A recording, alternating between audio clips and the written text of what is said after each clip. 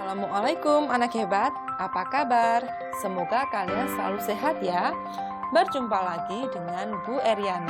Hari ini kita akan belajar teks berita KD 3.2 dan 4.2. Apakah kalian sudah siap?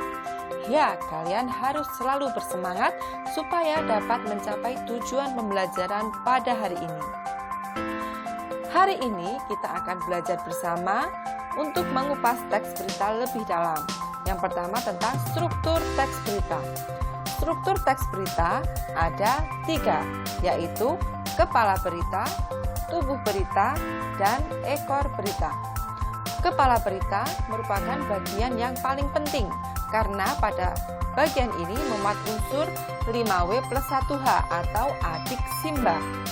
Nah, pada bagian tubuh berita merupakan penjabaran dari unsur mengapa dan bagaimana. Selanjutnya adalah ekor berita.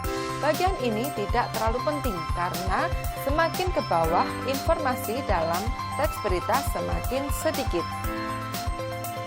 Kita juga akan belajar tentang kaidah kebahasaan dalam teks berita. Teks berita selalu menggunakan bahasa baku.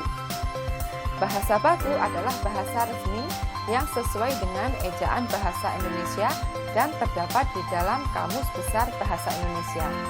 Yang kedua, menggunakan verba transitif atau kata kerja, yaitu menggunakan kata kerja aktif, misalnya melihat, menyaksikan, mendengar, dan sebagainya. Yang ketiga, menggunakan konjungsi temporal atau menyatakan waktu, contohnya kemudian, sebelumnya, selanjutnya, lalu, dan sebagainya. Teks berita juga menggunakan kalimat langsung. Biasanya dalam suatu teks berita terdapat cuplikan-cuplikan percakapan dengan narasumber. Nah, selanjutnya bagaimana ya cara menulis berita? Yang pertama, kalian harus mengumpulkan berbagai informasi atau fakta yang terdapat di lapangan. Kemudian, menuliskan unsur-unsur berita yang penting, yaitu 5W plus 1H. Kemudian, kalian juga harus menggunakan pilihan kata yang tepat.